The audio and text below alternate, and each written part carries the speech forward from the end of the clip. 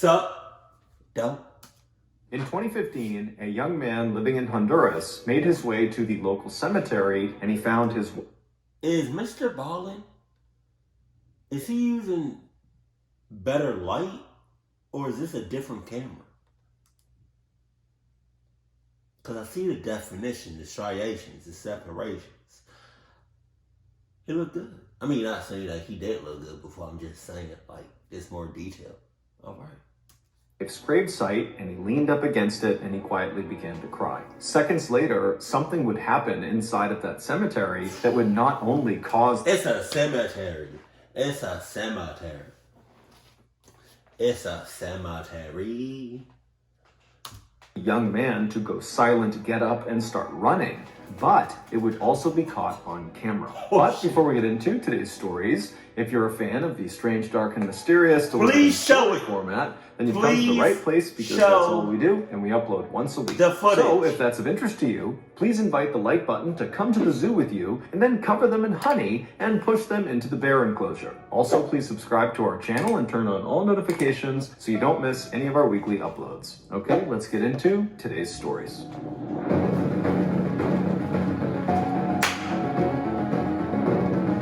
Dice roll. Dice roll.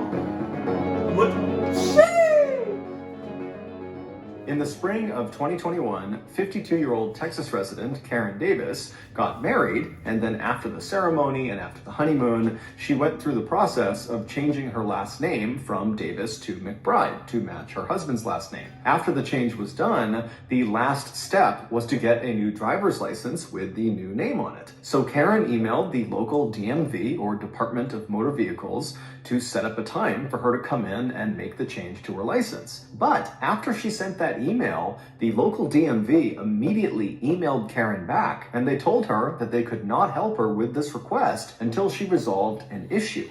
Now, they didn't specify what this issue was. However, they very cryptically said it had something to do with the state of Oklahoma. And then at the bottom of the email, there was just a phone number they told her she needed to call in order to resolve this issue. And so Karen's thinking, okay, that's pretty weird, but I did used to live in Oklahoma, so that probably has something to do with it. And so, not thinking much of it, she punched this number the DMV had given her. It is weird how they didn't say it like in the email, or like they didn't specify what it was. Sucks.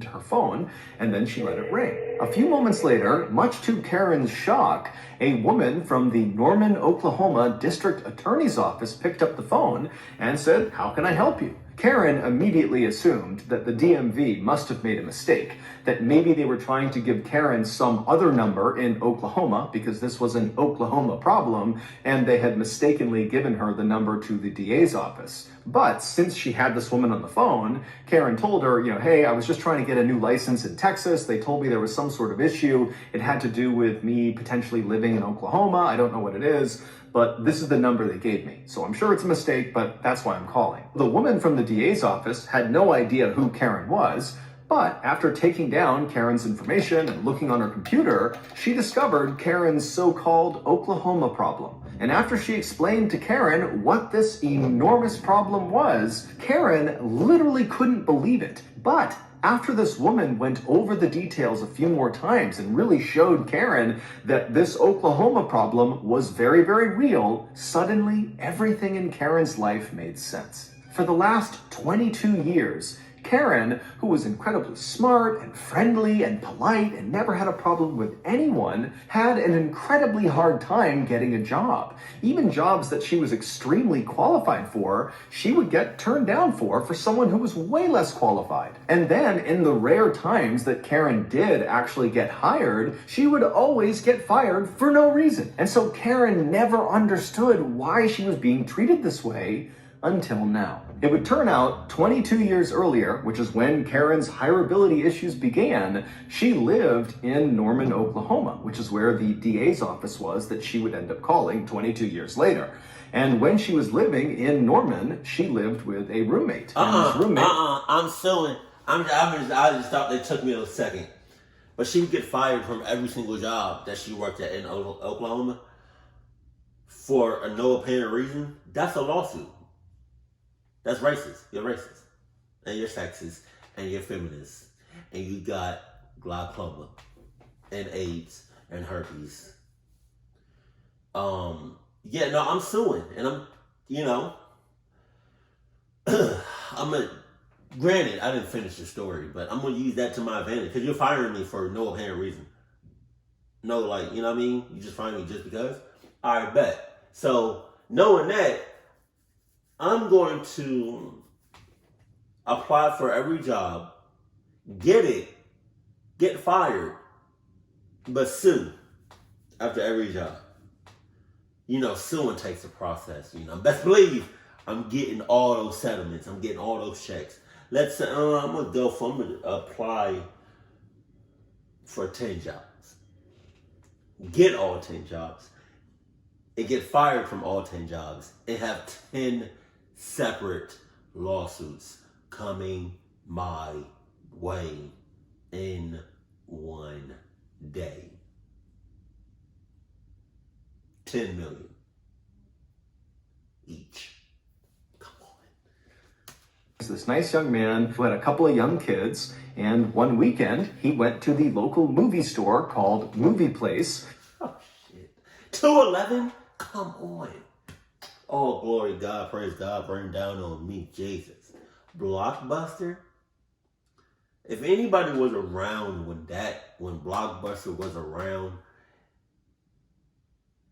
shouts out, put it in the comment section. If you know what it is, also put it in the comment section. And shouts out to the section that was only for the adults. You know what I'm talking about, that like small little section, yo. And he rented the hit 90s movie, Sabrina the Teenage Witch, to watch with his kids. And after he was done watching this movie, he didn't return the VHS tape of Sabrina the Teenage Witch back to Movie Place. Now, normally when this happened, the movie store would just hit the card holder with lots of late fees, which was actually great for the movie store. They made lots and lots of money on individual people that just forgot to return their movies. And if the card holder just continued to hold on to this delinquent movie, at some point the movie store would just hit them with a final fee that basically accounted for the total cost of the VHS tape that they had effectively stolen. And then at that point, the matter was resolved. The card holder owned the VHS tape, whether they knew it or not, and the movie store simply moved on. But in this case, Movie Place in Norman, Oklahoma didn't think that was enough. And when Sabrina the Teenage Witch was not returned in a timely fashion, they pressed charges against the card holder. And the card holder was Karen Davis. The roommate had just borrowed her card. And somehow, these charges against Karen were never brought up to Karen. She was never contacted by anyone. And so for 22 years, she was technically a wanted felon. Oh my God. Every time one of her employers, either during the interview process or after she was hired, when they would run a criminal background check on her, it would pop up she was wanted for felony embezzlement. And so this was the reason she kept not getting jobs and kept getting fired from jobs. Since discovering these charges, Karen worked with the Norman, Oklahoma DA's office and got these charges dismissed. Jesus. 22 years? You know what really makes me want to slap the like button with a tasseled wobble gong? Inflation. Prices are going through the roof right now, which is why I'm excited to partner with Current again. So thank you to Current for sponsoring today's video. Also, stick around to the end of this sponsored... Why did he say, he said again, all right, like, I'm fine, doing a partnership with you, right? But, damn, again? Oh, God, like, when he said again, it was just like, oh. I'm sure he's getting, like, a nice little check, but I'm just saying, like, Jesus. Because I'm going to be sharing the best like button gags you all sent me a couple of weeks ago on Current during our last cash giveaway. Current is the mobile banking app that, unlike boring old banks, they actually help you take control of your money, which is more crucial than ever right now. Old banks, just like the like button, they just charge you fees and slow you down. But with Current, there are no monthly fees, and the app is super easy to use. And while other banks earn you basically nothing on your savings, with Current, you can earn over 40 times the national average. Because of the strain inflation is having on all of us, Current and I are giving away $2,500 to you all. For a chance to win part of the $2,500 giveaway, all you have to do is click the link down below, download Current, and then use my code BALLEN250. And now here are the top 5 like button gags we received. My favorite was from Regina. Please invite the like button to the zoo with you, and then cover them in honey, and then accidentally push them into the bear enclosure. Okay, back to the stories. In the early evening hours of December... What's wrong with mommy? She sucks. She a clucky. She a cluck-ass. She turned over to the dark side. Shouts out to Nike. 24th, 2011, so Christmas Eve, 26-year-old Zazel Preston sat on her bed in her little apartment in Anaheim, California, and wrapped Christmas gifts for her children. Laying next to her was her newest addition to the family, her third child, a 7-week-old little boy. This Christmas was a big deal for Zazel. It was also a big deal for her husband, 30-year-old William Wallace, not only because it was going to be the first Christmas with their new son, but also because this was the first Christmas after Zazel and William had reconciled their relationship. They had been married for the past 3 years, but over those 3 years, their relationship had been very unhealthy and toxic and at times abusive. But earlier that year, when Zazel had discovered that she was pregnant, this baby became kind of like a new anchor point for their relationship. It was like suddenly they could put their differences aside and just focus on raising their kids together. After wrapping her final present, Zazel hopped off the bed, she scooped up her little boy, and then she headed out into the living room where she met up with her husband and her 2 older children, who were little girls aged 3 and 8, and then they all headed outside and went next door to celebrate Christmas Eve at a party with their neighbors. Early the next morning, so on Christmas Day, Zazel's 2 oldest children, the 2 girls, they got up early and they rushed out of their bedrooms and they ran down the hallway into the living room where their parents were waiting for them on the couch along with their baby brother. The living room was completely decked out with Christmas decorations that the family had put up over the past couple of weeks. The Christmas tree was in the corner with bright multicolored lights and ornaments all over it. There were wreaths on the wall and other string lights around the top of the room. And then over their fireplace were all of their stockings nailed up, stuffed with goodies. The little girls squealed with delight and ran around the couch and took up spots right underneath the Christmas tree, and they grabbed their first present and they turned and looked at their parents on the couch and they saw their dad kind of give them a nod of approval, which meant, okay, you can start opening your gifts. And so the girls happily began tearing into the festive wrapping, and then after each of them had their brand new toy in hand, they turned around reflexively to show their parents. And so William, he sees the toys and he says, oh, they're so great, guys. And then when the girls, they look at their mother and they show her the toys, she doesn't even react. She completely ignores them. And so at some point, these little kids, they start yelling for their mom, hey mom, check it out, look at this new toy. But Zazel just sits there. She doesn't say a word. She's just sitting back on the couch, completely ignoring them. Finally, the 8-year-old turns to William and says, what's wrong with mommy? And at this point, William pauses and then he gives Zazel a scathing look before very bluntly saying to these young kids, mommy got drunk and now she's ruined Christmas. The girls knew from William's tone of voice that their parents must be fighting. And so they did what they normally did when this happened, and that was to just try to ignore it. And so the little girls, they turned away from their parents and began opening more presents, doing their best not to disturb their parents, who were sitting silently behind them. And then a little after 9 a.m., after most of the presents had been opened. I feel like that's gotta be traumatizing. Jesus. Especially on Christmas. It's Christmas. It's Christmas. It's Christmas. We all supposed to be having a good time, joyful time, just a happy time. You drunk. You passed the hell out. Jesus. William abruptly stood up and walked into the other room and placed a phone call. And then a few minutes later, there was a loud knock on the front door.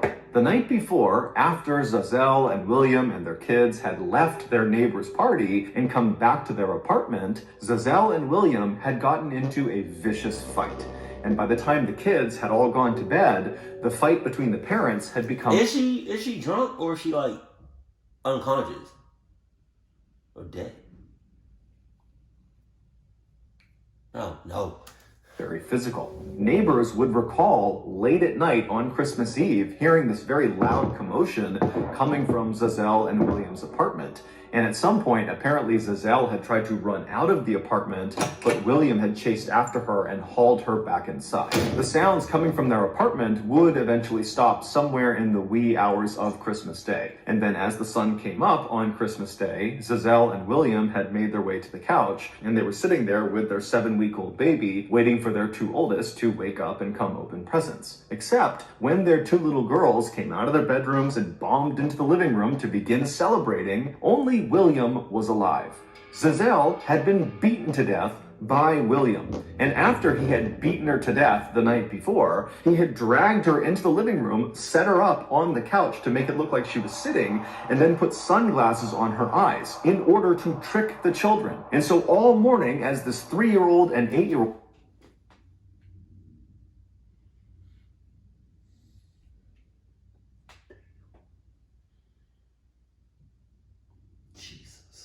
God damn.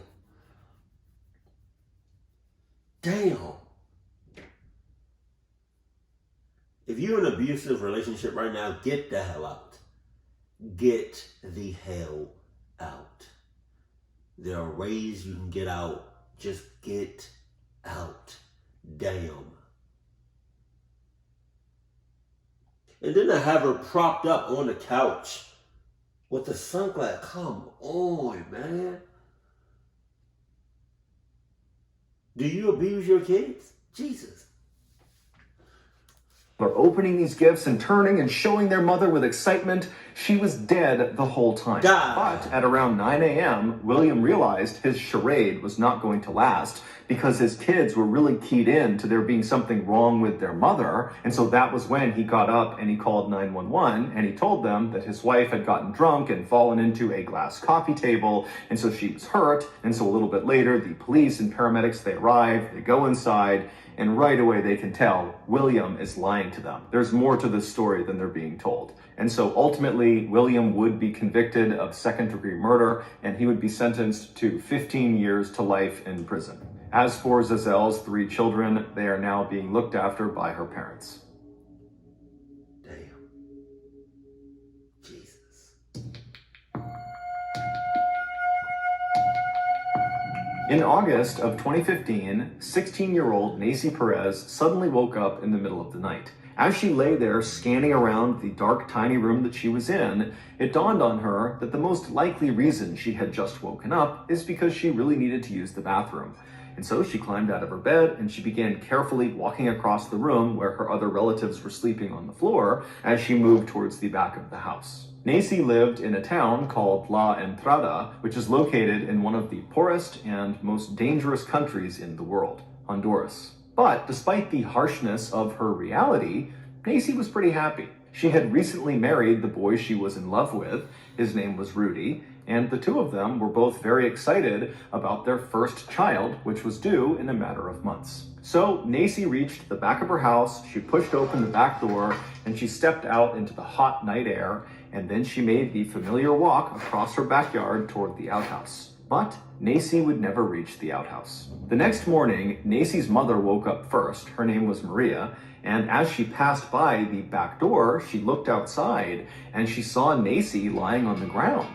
And so Maria, she screams, she runs outside to her daughter and she flips her over and she's looking at her, and Nacy is unresponsive and she's foaming at the mouth.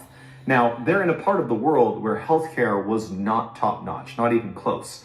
And Honduras is known for being an extremely religious part of the world. And so Maria did not think, oh, I should send my daughter to the hospital or I should call a doctor. Instead, Maria and the rest of Nacy's family, who had all streamed outside because of the commotion, they decided to call a priest to perform an exorcism because the belief was Nacy must be possessed with demons. And so a priest was hailed to the residence and the priest would perform an exorcism on Nacy, but it wouldn't do anything. And so at that point, Maria and the rest of Nacy's family would take Nacy, who was still totally unresponsive and foaming, to the local hospital, but by that point, it was too late. Nacy was dead. When Nacy's family asked the doctors what happened to her, they said they didn't know. And so, heartbroken and confused, Maria and the rest of Nacy's family brought Nacy back home. They had an ad hoc memorial service, and then they buried her. The following day, Nacy's husband, Rudy, who was totally distraught because he has not only lost his wife, he's also lost his unborn child. He sucks. He got up early and he just had to go to the cemetery to be with his wife. And so he made his way over to the local cemetery and he found his wife's gravesite.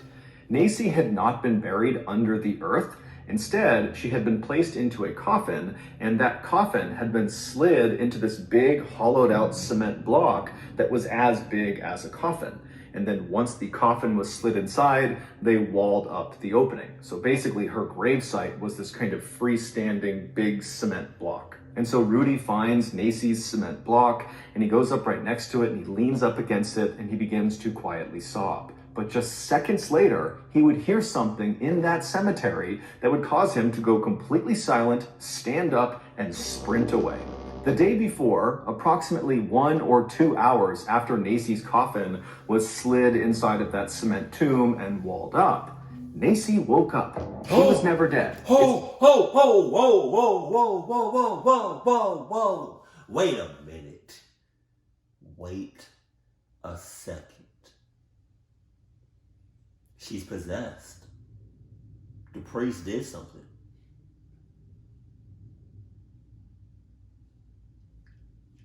I'm saying it was a priest. What y'all saying? Hold on now. Unclear what originally caused Nacy to collapse outside of her house on the way to the outhouse, but the two leading theories are, one, she had a severe panic attack caused by a nearby gunshot, or two, she had a severe episode of cataplexy. Cataplexy is the sudden, uncontrollable loss of muscle function, often brought on by very strong emotions. A mild case could be just having your knees buckle for a second. A severe case, which is what they believe could have happened to Nacy, would result in basically complete paralysis. But whatever the case was, the doctors at the hospital got it wrong. When Nacy was brought to them, she was not dead. And so when she woke up inside of her coffin So nobody felt her pulse? Nobody did one of these? Put the ear next to the... put the ear next to the mouth. You didn't have a stethoscope? I do not know how to say that word. Stethoscope. That thing that you hear that for the heartbeat. Y'all didn't do nothing to see if she was alive? Jesus. Cased in cement, she began shrieking and trying to pound up against the inside of these tight walls that were pressed up against her, and at some point she even managed to force her hands up near her head, and she shattered the glass window that sat in her coffin that looked right down at her face. She broke the glass, but it didn't help her at all because, again, it's just cement on the other side, and so glass shards fell into her mouth and into her eyes. And so she stayed like that, screaming and trying to fight her way out for over 24 hours, trying to get anybody's attention. But nobody heard her until her husband, Rudy, he leaned up against her tomb and he put his ear right up against the cement and began to cry. And that's when he heard through the cement the sound of his wife calling out for help. Rudy instantly ran and got help, and he and his family came back, and they broke open the side of this tomb, and they pulled Nacy's coffin out, and even though she was now unresponsive, she had a faint heartbeat, and so they rushed her to the hospital, but by the time she got there, she really had died. Nacy had finally just run out of oxygen, likely within minutes of her husband finally hearing her screams. Damn. Jesus. So that's going to do it. If you got something out of today's episode and you haven't done this already, please invite the like button to come to the zoo with you and then cover them in honey and push them into the bear enclosure. Also, please subscribe to our channel and turn on all notifications so you don't miss our weekly upload. We now have a podcast called the MrBallen Podcast that puts out brand new, never before heard podcast exclusive stories on Monday mornings. And then on Thursdays, we put out the YouTube video. Oh, shit. I'm glad I got, that was funny. I'm glad I got it's basically over, but I'm glad I got the charger for the speaker. Wow, what was that, Honduras? Yeah, healthcare is just ass out there, Jesus. Because how you going to automatically assume somebody dead just because they, not responding, not moving, foaming at the mouth, just cause, they barely breathing, just automatically assume. That's crazy though. It's crazy how they just automatically thought she was dead. They didn't feel no pulse whatsoever. Oh my God. That shit was crazy. So, with the first story, did they charge her like every day for 22 years? Or did it just like eventually get canceled? I did not think it would be that serious. It's a movie. Like, it's a tape. It's a video. It's a VHS tape. It's a DVD. Like, it's not that serious. It's never that. It's a movie.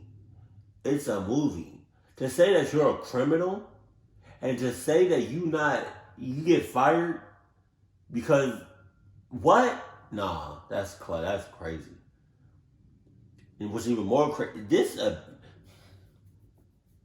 I don't take abuse lightly, I'm not gonna say too much about it because we have thin walls in this apartment, so like I'm not gonna say I've experienced being abused and other people being abused, and I'm just not a fan of it at all. I feel like you can get the same point across without putting your hands on somebody. So that was your call. And then to beat her to death is just like, that's just unforgivable. Yeah, he doing life. Jesus. And then, oh my God. And then like the kids, it's just like, you think your mom's dead. I mean, wow. You think your mom's is drunk because that's what your father said, but in reality, your father put his hands on your mother and beat her to death. And now you just try to cover. Come on, Jesus. Keep cool, keep it classy, and I love you. Stay happy, my family.